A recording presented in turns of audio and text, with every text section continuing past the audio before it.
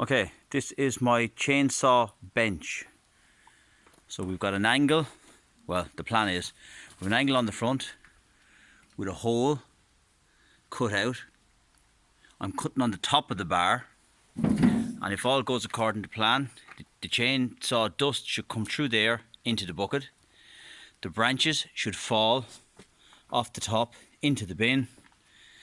And now I'm going to hand you over to my darling wife and I'm going to try and work it. Okay. Now eventually what I'm hoping to do is to put a foot pedal on the system. So literally I'll just come up, put my foot on the pedal, cut the branches, take my foot off the pedal and its chain will stop. But for now I'm going to have to work this way.